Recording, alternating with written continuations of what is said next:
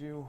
And we'll dump this through. Hey everybody, TJ Shalott, voice of the Austin Bruins, out here at Gravity Storm. We're going to be here for the next hour as we get set. The Bruins home game number 2 coming up tonight at Riverside Arena.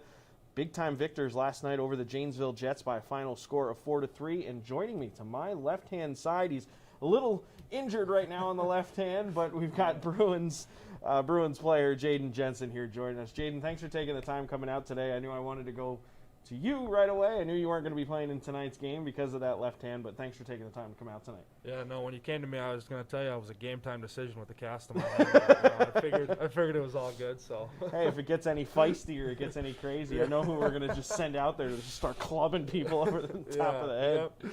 Oh, man. So what did you think? Last night was your first night. You came to the Bruins in the offseason as an acquisition from the Springfield Junior Blues. Yep. Last night was your first true game experience in Austin. What did you think? Well, like I was telling you before the show, like the show before the game, like the lights and everything is pretty impressive. That's probably the best I've seen, definitely in the league. But playing in the Midwest. But then the play was probably about the same. Obviously Janesville, played them a couple times in my career, but I thought we were all over them from the start, and we just dominated them pretty much. How many guys did you know on that Janesville team that you could kind of give insight and kind of like, hey, this guy's going to do this and this guy's going to do that and that kind of stuff? They only had a couple returners that I remember playing against. They had basically a brand new team, and they got a new coach there too. So their systems were kind of pretty different from what I remember. But I tried to help the guys a little bit, at least try to give them something. But they're always going to be like a fast, skilled team. That's what they've been the last couple of years. So they like to try to make moves and try to, just play a give and go kind of game and try to basically beat us on the rush. It's going to be another good one tonight. The Bruins are back at it at Riverside Arena. And to go along with the intro and some of the stuff that Jayden was talking about, we have all new offerings in the beer garden this year. It's not just the beer garden anymore. Not only do we have the full potency of the regular, no more 3-2 beer, but we also have some Gravity Storm Bruins Brown Ale, just custom beer specifically for us. We have it down there on tap. You can get that at the happy hour between 6 and 7 right before, when the doors open before the game. You can get 2-for-1 taps. Plus we have some wine offerings. We have some Fireball and Baileys, and just something we realize with only 250 fans coming to the game. And so we realize that we want to kind of spice things up and make it a little bit special for all of you guys who are coming on out. So we try to put everything we can into the intros like Jayden was talking about. We try to, of course, make everything as positive and as fun as we can in the beer garden and elsewhere. Last night we gave out the Qdoba cowbells, so if you were at the game last night and you're coming back tonight, bring those cowbells. Let's make some noise. 250 fans, not a lot of fans. We want to make it as loud as we can because that's going to give the Bruins the edge. As a player, I'm sure you know how much do you guys feed off of that energy in the arena? It's crazy. I mean, especially being on that like a road game and you hear that energy, it's just such a you lose momentum and you lose everything. And I thought last night for 250 people, it was really loud in that arena last night. So bring those cowbells. Keep adding to it. Keep adding to it. It was insane. It felt like it was a full barn in there. So talk to me a little bit about Steve Howard, Justin Fisher, the coaching staff. How different is it? Because you've been around, you've played on a number of NAHL teams so far. How different has it been coming to Austin from what you've seen before? Well, practices, things like that. I thought our practice especially, we've been idle for 3 weeks now, no games. So I thought our practice has been very good. We're working a lot on systems, we're high pace, we're also, mixing some skill. From what I've experienced, I thought these practices are top of the line, and these guys here, we got a good group of guys in there, and they want to get better every day, so it really builds off of that. And you got Steve's a great coach. I think he's put together a really good team here.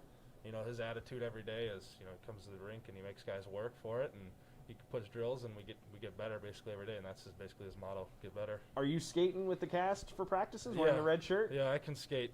How do you operate with the left hand? That's kind of. Are you a left-handed shot? No, I'm a righty. Okay, so that kind of affects I struggle things out there. Guys probably make fun of me, but I'm trying to get down what I can. So. Do you even put a glove on top of no, it? Or no, I can't. It doesn't fit. Yeah, so I use my right hand now as my top hand, so. Might have to switch, become a lefty or something. That was just going to say, maybe it'll be a little bit better. So how did that happen? When did that happen?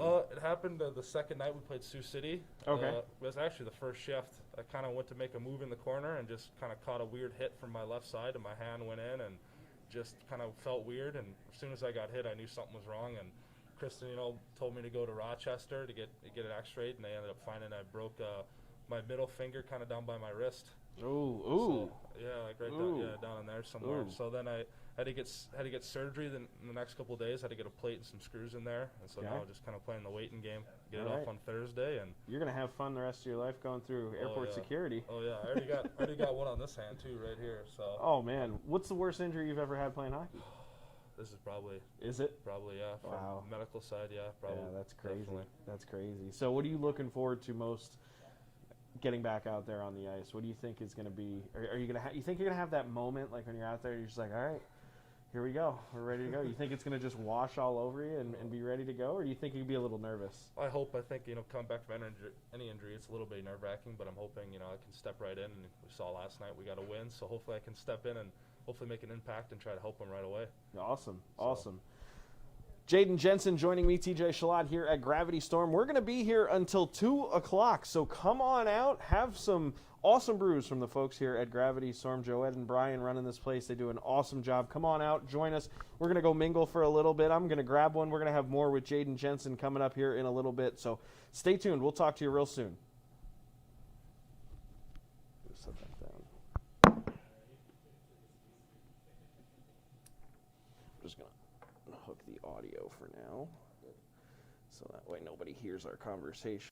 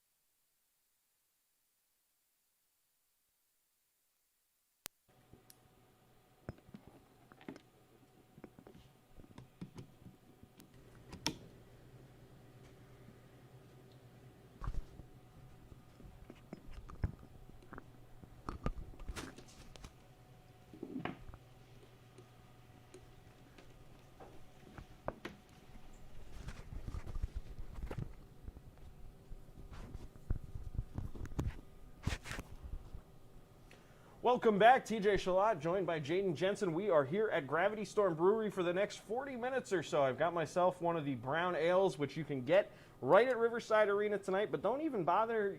Don't worry about that yet. That's hours away. Come down now, pick it up, enjoy yourself, then come on down to Riverside Arena as the Bruins take on the Janesville Jets for game number 2. Janesville, a team in the Midwest Division. The Bruins haven't played them in the regular season, not counting the showcase, for 3 seasons. And Jaden, you spent some time in that Midwest Division, so now that you've practiced with the Bruins, and I realize you haven't played in a game yet, in a regular season game yet anyway, in the Central Division, what are some of those first just differences and things that you take away from the differences between those 2 divisions? I think kind of right away is the Midwest is like a run and gun league. They try to, beat you on the rush and try to score, where the Central, it's a lot of, systems, a lot of built off the forecheck and the D zone and your neutral zone forecheck, where the Midwest is more of, they don't really like to dump it. They try to, off the rush, D jumps in, everyone jumps in, they try to score. Where here, when you get a chance like that, of course we're going to do it, but it's more of a system game. It's you forecheck, you hit people, you try to get the puck, and you just pound it in the net where they're off the rush. You saw last night, they don't really like to dump it at all. They don't really have a good system either. They have a system, but there's a lot of holes in it. And here, we focus every day on our systems. And last night, I thought we were pretty. In the beginning, we were a little bit, but I thought we were really good in our systems last night in our forecheck. Which one do you think is more difficult to play? I think they each have their own strengths. I think here is a little bit more, is what I've seen in preseason and all that with playing Aberdeen. It's a little bit more, challenging here as a defenseman. I think the Midwest, you get it, has also got their challenges because it's a little fast, and you got people that are trying to beat you every time, make you look silly, get you on the Sports Center, whatever. So it's sure. They each got their little bit of challenges, but I think here in the Central, I think obviously they produce a lot of good teams in the playoffs every year. But so I think here's a little bit more team game and a little bit more harder and faster to play here. And I guess it would prepare you a little bit better for college and even moving on forward in your career, because they're going to be playing systems. They're going to have designations, and they're going to have things set up. So, you're not just going in raw talent and needing to be chiseled out and carved to fit someone's mold. You already kind of know where to be, what to do, and things along those lines. As a defenseman, what do you think is your biggest strength? Because we really haven't seen you on the ice yet for the Bruins. So tell all the fans out there that are listening right now on Facebook, YouTube, Twitter, all that good stuff, what kind of player are you, and what can they expect from you once you get that cast off and you do step on the ice? I would say I'm more of a defenseman. I like to be in the zone. I kill penalties. You're a stay-at-home kind of guy? Get the puck out. I do like to jump in the play. Of course, everyone loves trying to score goals since a kid, Sure. I mean, that's what we dream of, right? Yeah. But I think, me, I'm a big guy, so I'm, hard. I try to be tough in the corners, try to win every battle, try to have a good first pass with the puck to get it out, and, let the forwards go do their thing and score goals for us. So that's what you'll probably see more of me. You'll probably see more of me giving up to the forwards and being in the zone. Hopefully I'll get on the score sheet once in a while. Let's talk about how you ended up in Austin, because we were just talking about this just a couple minutes ago, and it was a unique situation with obviously Springfield opting out of the season for 2020-21. You were a member of their roster, but you actually ended up in Austin for a different reason. So walk us through how that happened, and then walk us through also what you were thinking as this was all going on. Like, I mean, that's got to kind of be a little nerve-wracking. Like, I'm here, I'm not here, I'm there, I'm not there anymore. Like, I mean, that's got to be a little nervous. So how did it all play out? So it was pretty crazy offseason. I mean, obviously Springfield's not a team, and all their guys are dispersed right now, the guys that played last year. But it ended up being after, they kind of had an idea what was going on, and I ended up getting traded to the Magicians, which, Minneapolis, not far from here. And I was there for, I don't know, maybe a week or 2 weeks. I can't really remember. It was kind of pretty quick. And then all of a sudden they called me up and said, hey, we're making some changes. We sent you to Austin. So in a matter of probably, let's say a month at the most, I was from Springfield to there to back to here, and coming up to orientation camp right away. So it's kind of pretty crazy to be a part of all that and go through it. I mean, really. What are you thinking during all that? Like, I mean, are you getting a little nervous? Are you getting a little down on yourself? Are you getting excited? What are you feeling? I think there's a lot of emotions. I think, like, getting traded to the first trade that happened, it was pretty exciting, get out of there and, know you have a home for the next season. Yeah. So that's pretty exciting. And then kind of everything happened with them. They, they changed coaches. They have some staff changes. And then I got the call, which, obviously getting traded from a team you just got traded to is a little a little weird. You're kind of like, okay. yeah, you know, you kind of a little down, and then obviously coming here and coming right into orientation camp was really exciting because I'm like, finally, you know, here the season's coming after not playing a game for 9 months or whatever it was, and all of a sudden it's like I was in orientation camp playing, and you know, it's pretty exciting then. Is when it all kind of hit me that it's like, you know, here we go. So definitely a lot better then. But yeah, it's definitely really crazy. So you were saying a little bit earlier that you are from a small farm town just outside of St. Louis, but this is really Chicago is where I'm at right now. Oh, I'm sorry, from St. Louis. Yeah. Right, I'm sorry, outside of Chicago. Yep. How different here is Minnesota? Obviously, Austin being a small farm town as well. How does Austin compare to your hometown? It's a little bit bigger, but I mean, a lot of similarities. I mean, just driving through here and everything like that. I mean, it kind of reminds me of home a little bit, especially I live out in the country here with my billets, and it reminds me of home. So it's not as big of change as like living in like Springfield's a bigger city, so it's, it's a little bit of a feeling more at home, and so it's nice, I would say. For sure. So it's a nice little town. How about Minnesota? I mean, how different is that from Illinois? I mean, I imagine the weather's similar. With you haven't seen the snow just yet, but it's about the same. From right now, I mean, probably a little bit more snow than is back home, but for sure, it's basically about the same. I mean, it all depends. It's windy here in Austin. Yeah. You know, out by me, I don't notice it as much, but it's definitely a lot windier here than I think. That's the one thing when I have friends or family come. I'm from Pennsylvania, from the Philadelphia area. When I have friends and family come out here, they go, "It's so flat," and everybody I think back at East Coast just thinks that Minnesota's just mountains and cold, but when you realize we're only 10, 15 miles north of Iowa, I mean, this is flat farm country. It's windy, it's flat, it's not, you know, you're not in the Rockies, it's not Colorado or anything like that where, you know, it's pretty unique. But we're going to have plenty more coming up with Jaden Jensen on the other side. We are down here at Gravity Storm for the next half hour, so come on out, get yourself a brew, enjoy, relax. It's a cloudy, rainy Saturday. That's why this brown ale is perfect for today. Come on down, have one. Jaden's drinking their homemade root beer. They make it right here in-house along with all the other beers, but the non-alcoholic root beer, Jaden's having that. I had a sip of that. Man, is that really good. I might even move to that after I finish up my brown ale here. But come on down, enjoy it with us, and then we'll see you later tonight at Riverside. We got plenty more with Jaden Jensen coming up on the other side. Stay tuned, everybody.